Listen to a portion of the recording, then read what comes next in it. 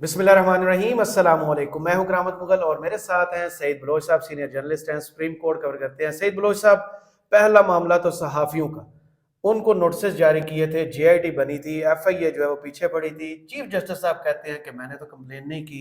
असद तूर साहब सजा भुगत के आ चुके। आज कोर्ट के अंदर क्या हुआ? और दूसरा अहम केस था मिलिट्री कोर्ट्स के हवाले से, उसमें क्या अपडेट है आपके पास? बहुत शुक्रिया करामत मुगल साहब। दो बड़े ही अहम केसेस थे। जहाँ तक मिलिट्री कोर्ट्स वाले केस की बात है तो अब ये देखें कि इस केस के खिलाफ अपीलें दायर हुई थी गुज़श्ता साल नवंबर के महीने में। 23 जी। अक्टूबर 2023 को फौजी अदालतों को कलअदम करार दिया गया था। जी। और उसके महीने के अंदर अंदर जो वफाकी हुकूमत मुख्तलिफ जो दरख्वास्त गुजारान थे, जिसमें शुहदा फोरम भी इसमें आ गया। वैसे वो भी उनका भी एक वो बड़ा अजीब किस्म का उनकी तंजीम है और उनकी जानिब से अचानक ही दरख्वास्त सामने आ गई। बहरहाल वो दरख्वास्तें दायर हुई, इसके ऊपर पहली समाअत हुई थी 13 दिसंबर 2023 को। सही। पहली समाअत पर ही जस्टिस सरदार तारिक मसूद की बेंच में शमूलियत पर एतराज़ हुआ, लेकिन उन्होंने वो एतराज़ मुस्तरद कर दिया।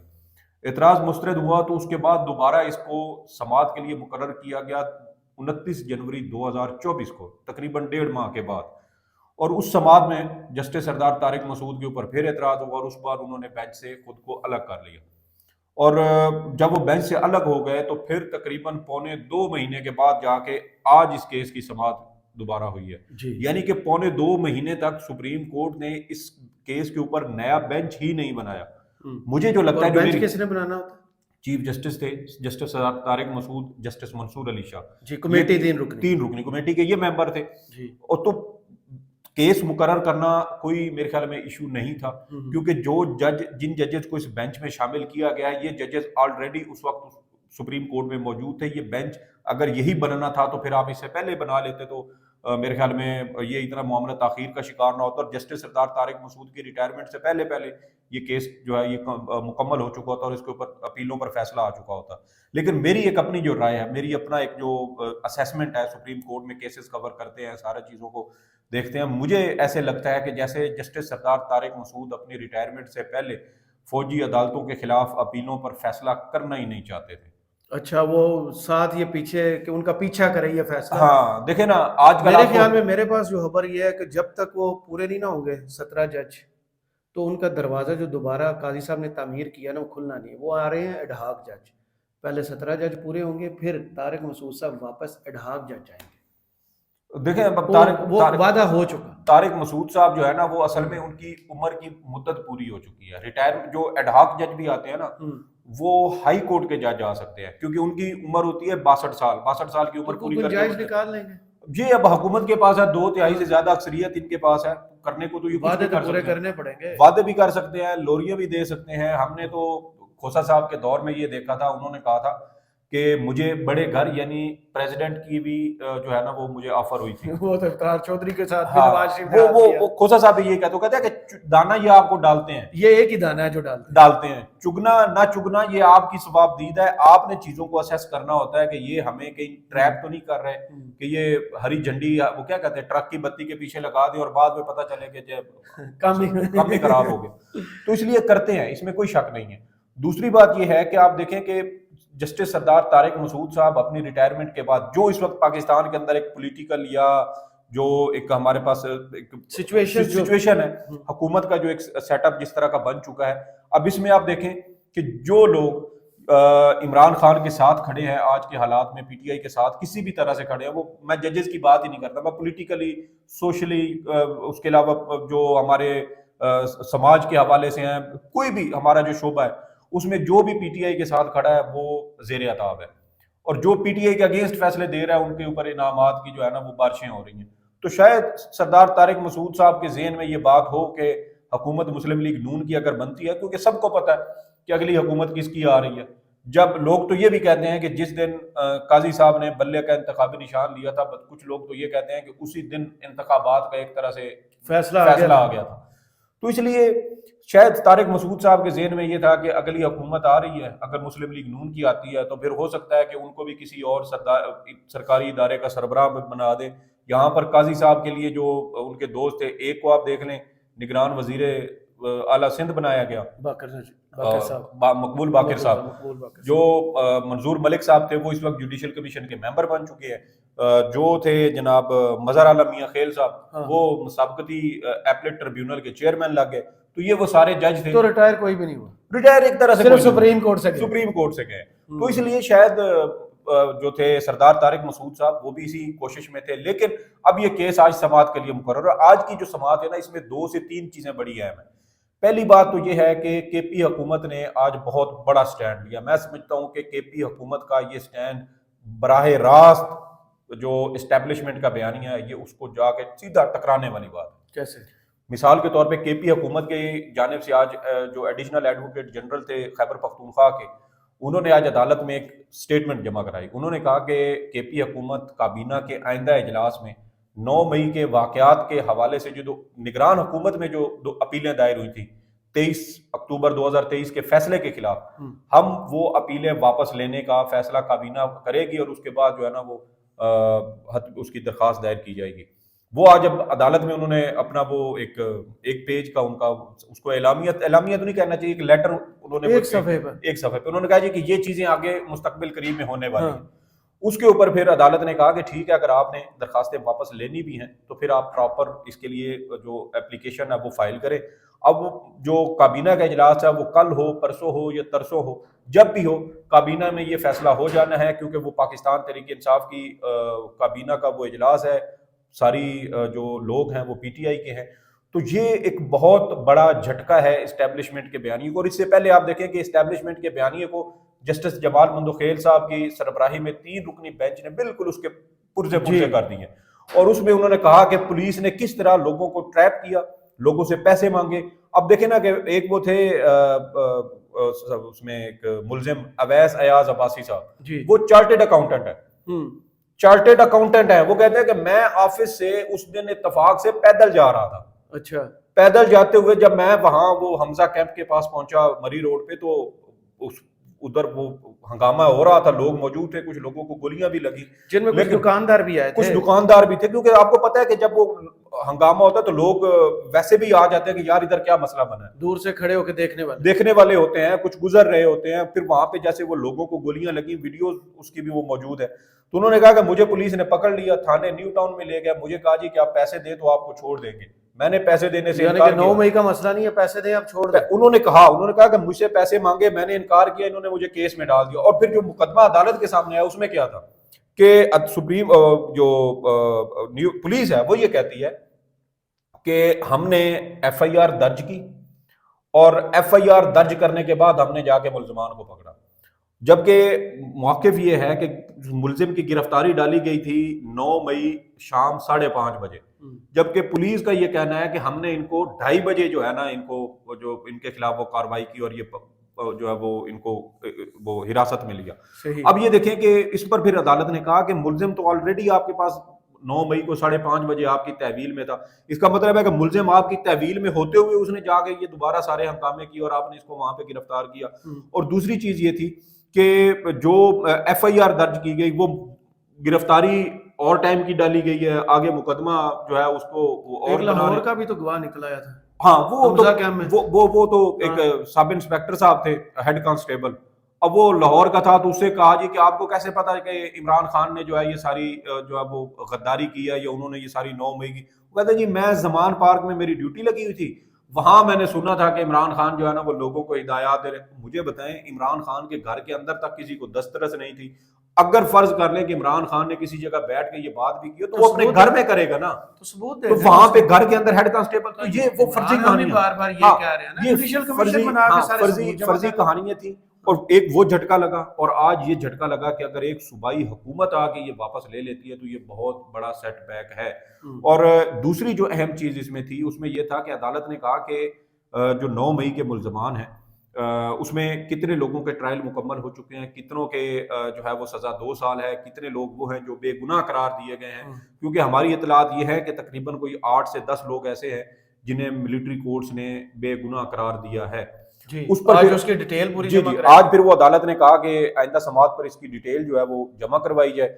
اب اس میں ایک اور چیز ہے جو میں نے آج ٹویٹر کے اوپر بھی لکھی، اس میں میں نے یہ کہا کہ اگر عدالت یہ سمجھتی ہے کہ یہ 10 لوگ جو ہیں یہ بے گناہ ہیں اور ان کو بری کیا جانا چاہیے، تو پھر یہ ایک طرح سے فوجی عدالتوں کے دائرہ اختیار کو اور ان کی جو فوجی عدالتوں کی تشکیل ہے اس کو آئینی اور قانونی طور پر درست تسلیم کرنے کے مترادف ہوگا۔ اب دیکھنا اس میں یہ ہے، اور یہی بات آج کیس کی سماعت کے دوران جسٹس مسرت ہلالی صاحبہ نے بھی اٹھائی۔ اس نے کہا کہ اگر ہم ان لوگوں کو جو بے گناہ ہیں اور وہ فوجی عدالتوں کے ٹرائل کے بعد بے گناہ ثابت ہوئے ہیں تو پھر مداوا کیا؟ تو مداوا تو ایک سر مداوے کا تو کنسیپٹ ہی نہیں ہے یہاں پر، تو لوگ سر جو بری ہو جائیں گے وہ جا کے شکرانے کے نفل ادا کریں گے۔ یہ امریکہ یورپ تو ہے نہیں کہ آپ نے غیر قانونی حراست پر پولیس کے خلاف آپ ہرجانے کے کیس کرتے اور آپ لاکھوں ڈالر کے کیس جیت جاتے ہیں۔ جہاں پر آپ پولیس کے خلاف کیس کریں گے اگلے جا کے آپ کو اگلے دن پھر کسی اور مقدمے میں اندر تن دیں گے، تو پھر غریب کو تن دیں گے۔ تو یہ جو صحافیوں والا ایشو تھا جس میں اسد طور صاحب کو اٹھایا گیا تھا، اسد طور صاحب نے انٹرویو بھی دیا، اس میں انہوں نے کہا کہ مجھے پہلے پتہ چل گیا تھا جس دن یہ جے آئی ٹی کو غیر قانونی غیر آئینی قرار نہیں دیا تھا نا چیف جسٹس صاحب نے، کہ مجھے سب سے پہلے اس کا نشانہ بنایا جائے گا۔ جے آئی ٹی غیر قانونی ہے، ایف آئی اے اٹھایا جا رہا ہے، قاضی صاحب اپنے اوپر بات نہیں لے رہے، تو پھر ہو کیا رہا ہے؟ میں نے آج بھی اپنے ایک دوست کے ساتھ بیلنگ میں دن کو یہی بات کی۔ میں نے کہا دیکھیں سب سے پہلی بات یہ تھی کہ سپریم کورٹ کو اگر صحافیوں کو ریلیف دینا تھا تو قاضی صاحب کو پہلی سماعت پر ہی جے آئی ٹی کی تشکیل کے اوپر سوال اٹھانا چاہیے، جو انلیگل ہے۔ اور دوسری بات یہ تھی کہ صحافیوں کو سپریم کورٹ میں میری ابھی بھی یہ رائے ہے، میں نے پریس ایسوسی ایشن آف سپریم کورٹ کے صدر میاں عقیل جو ہمارے دوست بھی ہیں، میں نے ان کو بھی میں نے کہا صدر صاحب آپ یہ درخواستیں سپریم کورٹ سے واپس لے لیں، سپریم کورٹ سے آپ کو ریلیف نہیں ملے گا۔ میں نے کہا یہ طے شدہ بات ہے، آپ نے اگر ریلیف لینا ہے آپ ہائی کورٹ چلے جائیں، آپ وہاں پر جا کر جے آئی ٹی کی تشکیل کو چیلنج کریں، ایف آئی اے کی جانب سے نوٹس جاری کرنے اور گرفتاریوں کو چیلنج کریں، کیونکہ اسلام آباد ہائی کورٹ کے سابق چیف جسٹس اطہر من اللہ صاحب نے 2021 میں جب اس وقت اسی طرح لوگوں کو گرفتار، اور میرے خیال میں اسد طور والا ہی معاملہ تھا، اس میں عمران ریاض، عمران شفقت، اسد طور، عامر میر، رضوان رضی، سارے یہ لوگ جی سارے لوگ تھے۔ اور اس وقت اطہر من اللہ صاحب نے ایف آئی اے کو کہا تھا کہ آپ جو ہے نا اس کا کوئی پروٹوکول بنائیں، پھر ایف آئی اے نے اپنے رولز خود بنائے، پروٹوکول بنایا کہ جب کسی صحافی کے خلاف کوئی شکایت آئے گی تو اس کو کیسے پروسیس کیا جائے گا، اس کو نوٹس سرو کرنا ہے تو کیسے کرنا ہے، اس کو گرفتار کرنا ہے تو کیسے کرنا ہے، پورے انہوں نے خود ایف آئی اے نے خود بنا کے دیے۔ اب اگر یہ خلاف ورزی کر رہے ہیں تو توہین عدالت کی درخواست ہائی کورٹ میں دائر ہونی چاہیے۔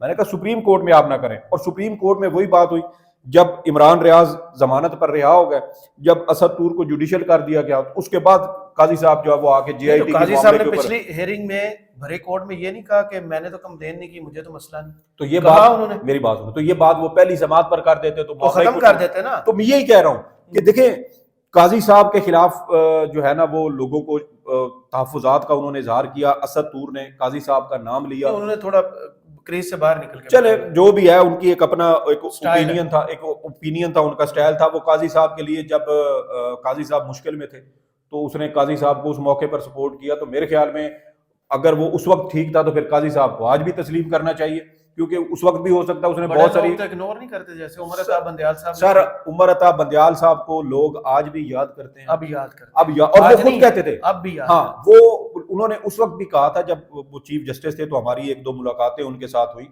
تو اس وقت ان سے یہ سوال ہوئے تو انہوں نے کہا کہ آپ لوگ مجھے یاد کر کے نا وہ کیا کہتے ہیں اس کو کہ ہاں آپ لوگ یاد کریں گے، ایک بار یہ عہدہ تبدیل ہونے تو آپ کو اندازہ ہو جائے گا۔ اور ہماری تو یہ اپنی اسیسمنٹ تھی، میں تو ناصر اقبال صاحب کو کہتا تھا، آپ کے دوست جہاں زیب عباسی صاحب کو کہتا تھا، میں نے کہا جس دن قاضی صاحب چیف جسٹس بنے پہلا لتر انہوں نے میڈیا کے سر میں مارا، اور یہی چیز ہم اس وقت خود اپنا ایکسپیرینس کر رہے ہیں۔ بات ہوتی تھی آزادی اظہار رائے، میڈیا، انسانی، اور ایک اور بات چھوٹی سی، ساری وہی چیزیں ہو رہی ہیں۔ ایک اور بات، قاضی صاحب پی ٹی آئی کے دور میں آپ کو یاد ہوگا اپنی عدالت میں سروے کرایا، اچھا جی ہاتھ کھڑا کریں اس وقت ملک میں میڈیا آزاد ہے کہ نہیں ہے، سروے کروایا کرتے تھے، ہاتھ کھڑے کروائے تھے، ہاں سروے کرواتے تھے۔ اور آج بھی قاضی صاحب کو یاد کیا ہے، اب مجھے لگتا ہے کہ قاضی صاحب نا وہ ایک عشق میں نا ایک سٹیج آتی ہے کہ بندے کو نا وہ جو تکلیف اور دکھ بھی ہوتا ہے نا وہ بھی وہ انجوائے کرتا ہے کہ یار مزہ آ گیا، لذت آ رہی،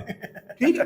مجھے لگتا ہے کہ قاضی صاحب بھی نا پی ٹی آئی اور عمران خان کی ذاتی رنجش میں، ذاتی اناد میں وہ اس حد تک آگے چلے گئے ہیں کہ وہ اب اس بات کو پوچھتے ہیں اچھا جی اسد طور کے اوپر حملہ کب ہوا، پی ٹی آئی کی حکومت تھی، مطیع اللہ جان کو کب اٹھایا گیا، کس کی حکومت تھی، پی ٹی آئی کی حکومت تھی، یہ جو شوکت عزیز صدیقی صاحب کے وہ جو برطرفی کا فیصلہ دیا تھا اب جو کچھ ہو رہا ہے سنیں وہ جوڈیشل کونسل نے جو برطرفی کا فیصلہ دیا تو انہوں نے پوچھا کہ یہ کیس کب بنا؟ انہوں نے کہا یہ تو اس وقت مسلم لیگ نون کی حکومت تھی. انہوں نے کہا برطرفی کب ہوئی؟ انہوں نے کہا اس وقت پی ٹی آئی کی حکومت. تو یار آپ جب اس لیول پہ چیزوں کو وہ محسوس کریں, ان کو انجوائے کرنے لگ جائیں کہ ایک حکومت کے ساتھ ایک سیاسی جماعت کے ساتھ, سائیکالوجی میں کیا کہا جاتا ہے؟ ہاں, صادقیت پسندی, سیڈزم, اچھا تکلیف کو انجوائے کر. تو یہ اسی طرح کا نا کہ وہ کہتے ہیں کہ پی ٹی آئی کے اوپر الزام بھی آیا نا, یہ مزے کا انجوائے کرنے والی بات ہے.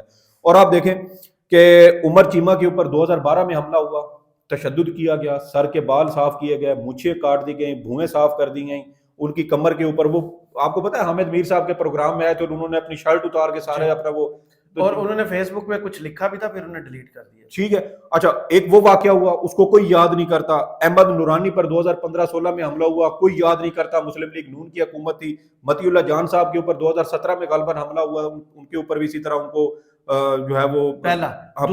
دوسرا عمران خان نے خود ٹویٹ کیا تھا, خود انٹروین کیا تھا اور خود بازیاب کروایا. ٹھیک ہے, تو یہ لوگ نہیں بتاتے جو پیچھے کے ہے نا وہ کور ہے, وہ کچھ بھی نہیں ہے. اور اس کے بعد پی ٹی آئی حکومت کے یہ 2-3 واقعات, یہ متی اللہ جان صاحب والا, اسد طور والا اور ابصار عالم والا, اس کے بعد جو کچھ ہوا ہے